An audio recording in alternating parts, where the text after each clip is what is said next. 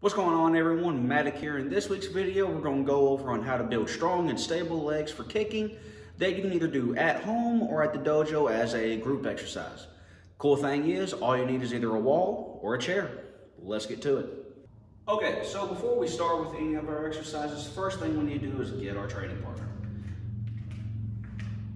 Mine just happens to be right here, and I call him Mr. Chair, at least for today. So the purpose of the chair for this first part is mainly working on strength. Later on, we'll work on balance. The exercises for that aren't that difficult, but since we're mainly concentrating on strength first, I don't want to have to worry about my balance. Otherwise, my mind is thinking about too many things and the quality of my workout goes down. So that's why we're mainly using the chair. Keeps us from falling over, and I get to concentrate everything on this leg. Eventually, you get to where your balance is a whole lot better, and the purpose of the chair is mainly if you just start getting tired, or you just want to work on the strength part of your legs. Okay, so we're mainly just going to have three actual moving strength-based leg exercises. And they're all kind of variations of a squat or a step up. So for using the chair, this is mainly for the first two of the exercises for people who have not very good knees. What I mean by like not good knees is usually when if you go to bend down and you go past parallel, your knees start to ache and stuff. These two exercises are pretty good. The other exercise, all that it really is a deep knee squat, basically going down as far as you can and coming up. And we'll go over some fine points about that after we do these. So the first one's like relatively simple, is get a normal sized chair. The reason I like using chairs is because the actual seating portion, first of all, make sure you get a chair that can handle this, is the seat portion is usually at almost everybody's knee level. So if you notice, unless they're really high chairs or really small chairs, when you sit, your leg is almost already at a 90-degree angle. And for most people, that's good, especially when they sit, or in the case of a step up, my leg is at a 90 degrees. So I'm always working at a 90-degree angle. The deep knee bend is to make sure you've got a power range below this. That's all. So I recommend a normal chair if you have plyo or jump boxes. Get one that's around 16 to 18 inches. 18 inches is a little bit high, but 16 is a really good number. So about 16 inches for a jump box. So the first one is basically all we're going to do is, anybody that's ever heard of them, they're called box squats. Usually done with a bar. We don't really care all that much. We can do quantity over a heavy load. We just do a whole bunch of them. So all you're going to do is put your feet right up against the chair. Make sure our back stays nice and tall, and with control, you can hold your hands out or whatever, hold them in front, doesn't matter. Is with control, set your body back. You can either sit all the way back in the chair, or you can be kind of on edge, stretching out your calf. Make sure your heels don't pop up, but bend your calves, your knees about down like here, or you can come here, and then from there, think about lifting your head up towards the ceiling. You're gonna have to lean forward. There's technically a way to get up from a chair without having to lean forward, but you have to do some weird stuff.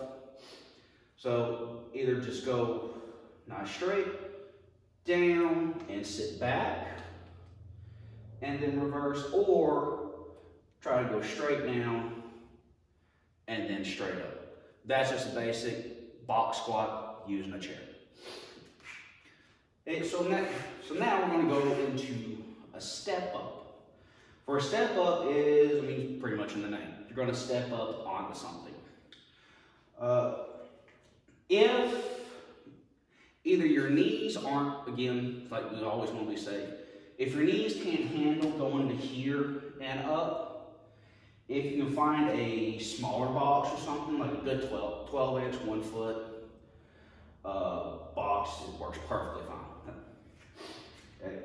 You really, sometimes you want to build this stuff. 2 feet is kind of too much for me for now, but 16 is really good.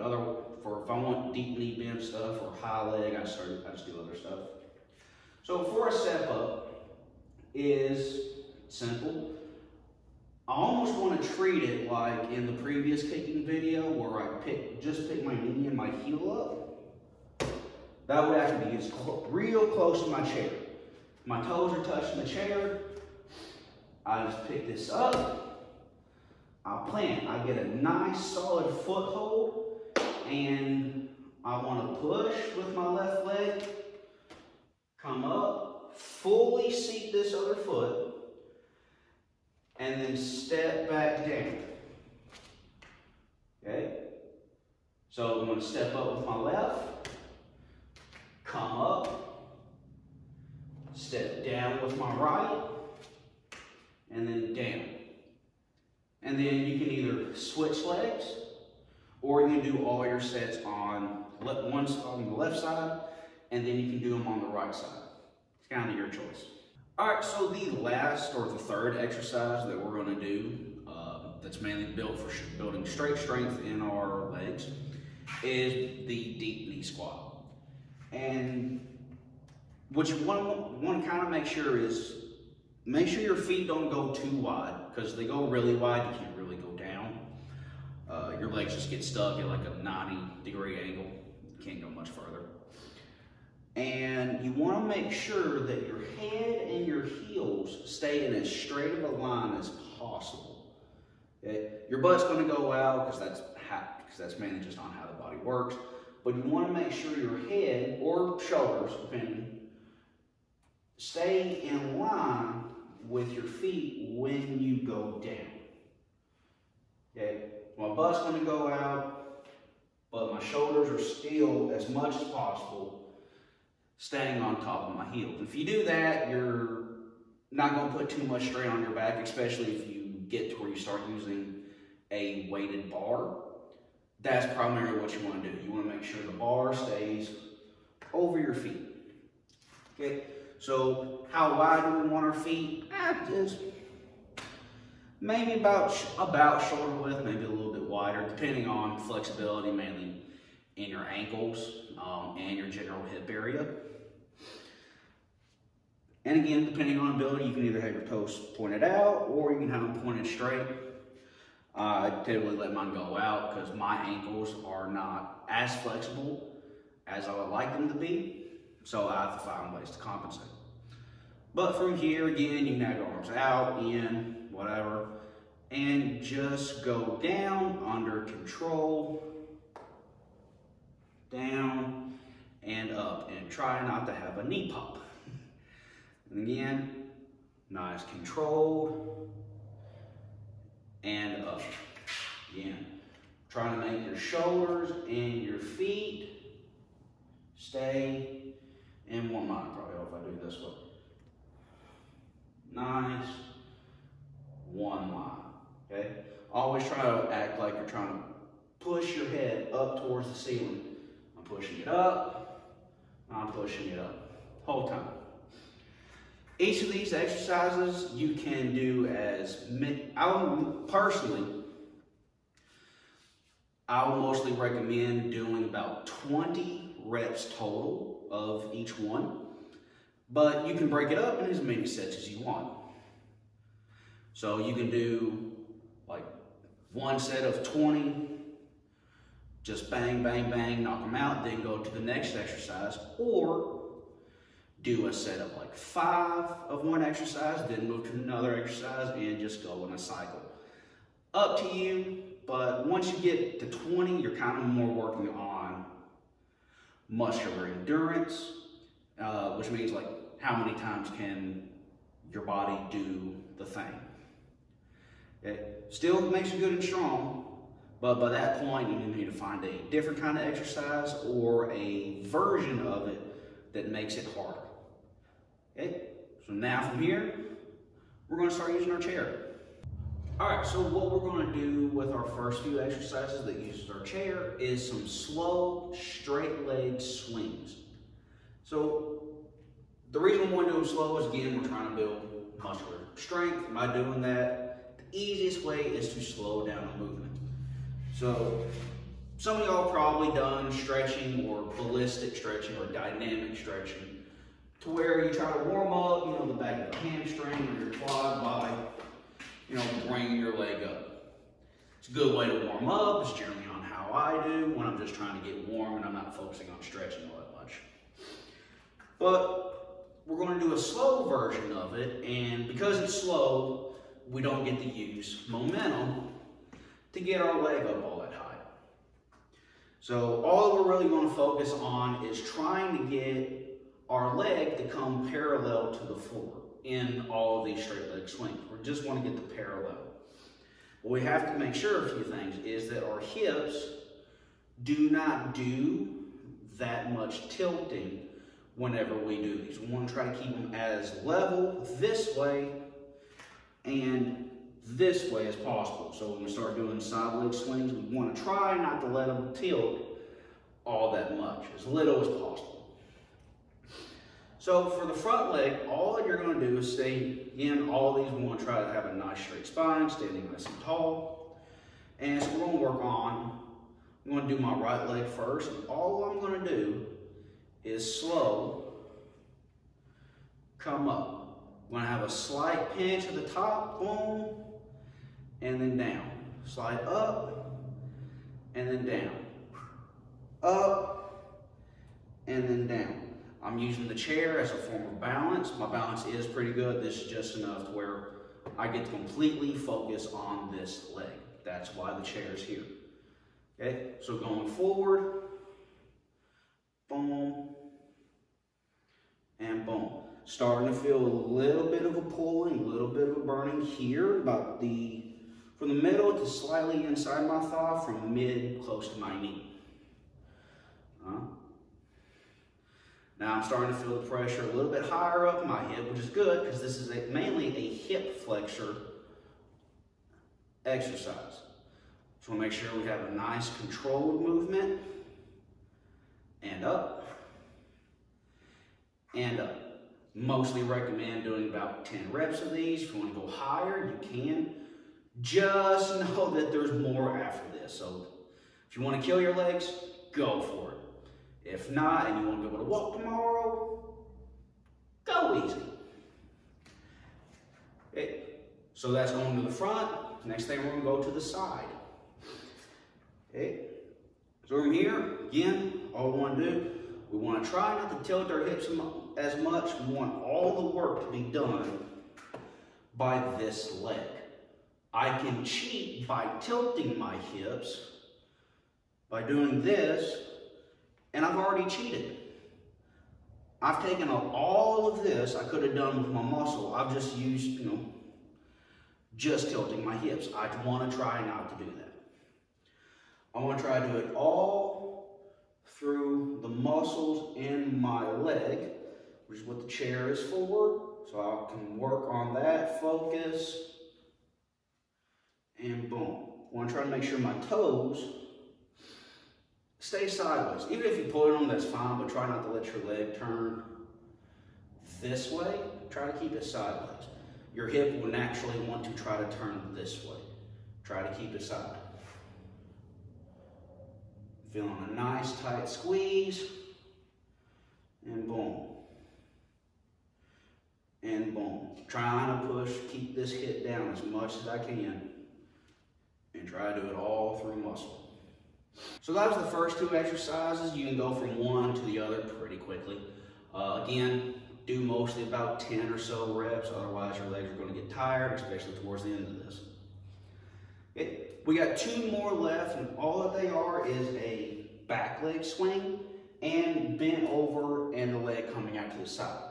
The reason we do both of these is if you're just standing up, and lifting your leg, you're mainly going to hit about the middle towards the front part of your hip flexors and your quad. By bending over and doing it this way, we now get to hit more of the middle and back part when we go sideways. Then by doing the back leg swing, we get to hit more of our glute. These are all muscles to help you control and direct where your hips and your leg goes. So from here is, you want to try to get as level as possible. Your chair might not allow you to or anything, but from there, again, you want to make sure that your hips don't tilt. You don't want them to tilt. You want to try to use all the muscle you can in your hip area to try to come to the side as parallel as possible. I can turn this a little bit sideways for you. I want to go as parallel as possible without turning my hip. Without turning my hip. Again, about 10 or so, then I can go straight back. And then from here, you can really get a good squeeze, because this is where all your most powerful muscles are, on the back part of your leg. And you can really get this thing up high to try again. You want to make sure that your toes are pointed down. The more that they turn sideways, the more you start using the outside part of your leg. So you want to make sure your toes stay down and get as much as your glute as you can. For this was pretty easy to go back and forth. You can go back, you can go side, go back, you can go side. You can even go slightly diagonal. You can do it with your toes down or toes up. You can do all sorts. Have fun with it. Okay, so that's our straight leg strengthening exercises. Again, do about 10 or so of each one before you switch feet, and then do the other side, or the other exercises. Okay, so now we got the last bit of it where we actually work on slow strength with our kicks. Okay, so now we're on the last group of exercises. And the easiest way to think of how to do these is, if you think back to the previous kicking video, I explained on how I teach on how to do a side kick. And the way that I explained that was, imagine that you're at some kind of photo shoot. You're trying to show, be real showy with your moves, your techniques, and all that stuff. So I described on how to do a side kick by using 3 different pictures. And this will work for all the exercises we're about to do. Is you have your first picture, second picture, third picture. The first picture is when the knee is raised, however it's raised. The second picture is when the leg is fully extended. The third picture is when the leg comes back. And basically what we're going to do is we're going to cycle back and forth between those 3 pictures. Okay? So for a front kick, fairly simple, is all you're going to do is you're going to bring the knee straight up here. Try to keep it nice and tight. This is your first picture. Second picture, trying to make sure your leg doesn't drop. It will, especially if you've been doing a whole bunch of the straight leg exercise and everything else. This is the final kicker.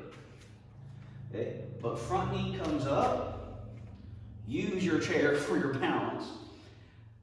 Front knee comes up, leg extends, nice squeeze, boom. You're gonna feel the squeeze whether you want to or not. And then pull back. You can either leave your foot here and then go back out, or you can drop it down and then get some practice on lifting the knee, extend, pull back, and then down. Knee up, extend, pull back, and then down. Simple front kick. Again, first picture, second picture, third picture. And you can bring it back down, or if you really want to be hardcore about it, Keep your knee up and just out, in, out, in. Second one is when we do our round kick. From there is you want to already be facing sideways. We're taking as much technique out of it as possible. Okay. So from here, again, like in the previous kicking video, is I want my leg to come in nice and tight, and I want to try to make a T with my leg. Then from here, straight out, my second picture, back in, my third picture, and I can come back down. Sit down, and from here, put my chair there. Then I come up, 1, make a nice T, 2, extend, 3, and then back down. Imagining that I'm taking a picture at each single stage. Now, for the side kick. Pretty much the same thing. This is literally what I came up with this description for taking pictures. Is I want to bring my knee or my heel, I want to bring my heel up. I want to make sure that it does not come over here because this exposes my body. I want my heel here as a barrier between me and my opponent. I come up, I extend out, so up, extend out, punch, and come back in, and using your chair. So, knee up, you can either come up and then tilt, or up and tilt all as one. Extend, come back, and then down. Again, each one doing about a good 10, maybe 15 times. By the time you get to the last set or the last kicking exercise, your legs are on fire. And then if you happen to be an instructor or a coach making your students do this, they will hate you, which can be a good goal. Students sometimes need to hate their teachers for good reasons. Okay? So that's mainly the strengthening part for doing all these. For the balance part, again, I say it's really not that difficult. And all that you really have to do, the simplest way, there's all kinds of games and stuff you can do to work on balance. But for just straight working, is go to the knee up position for each kick. So the front kick is here. And try to keep your knee up at most for a minute, or a total time of a minute. So if you have to break it up, 10 seconds, 10 seconds, 10 seconds, all the way to a full minute, do that. If you have to do 5-minute sections, do that. Get up to a full minute. Eventually, you'll be able to hold it for a full minute. And then your balance will be pretty good. Then you can start doing a whole bunch of other stuff. Okay? So, front kick. I need to go back to working my minute. So, front kick, be up, holding this. Make sure that you stare at a specific part of either the floor or the wall. If you start looking around, your balance will get really jacked. So focus on one part, and that'll usually fix a whole lot of balance issues. You can switch feet. So if you're breaking your minute up in a section, you can do like 10 seconds on one leg, 10 seconds on another. Then for a round kick, same thing. Make sure you come to a nice T and work on holding that, staring at a section of the wall. And then you switch. And this is supposed to be my good leg. Get yourself, find it, hold it. Then you move on to your side kick. Again, make sure your heel stays in line as a guard. And then switch it. So you see Balancing my right leg is not my best leg. I mainly kick with my right. Well, that's our video on how to build strong and stable legs. Again, building strength is the hardest part. For stability or balance, you really just gotta work at it. This is Matic, guys, and I will see y'all later. What's going on, everyone? Matic here, and in today's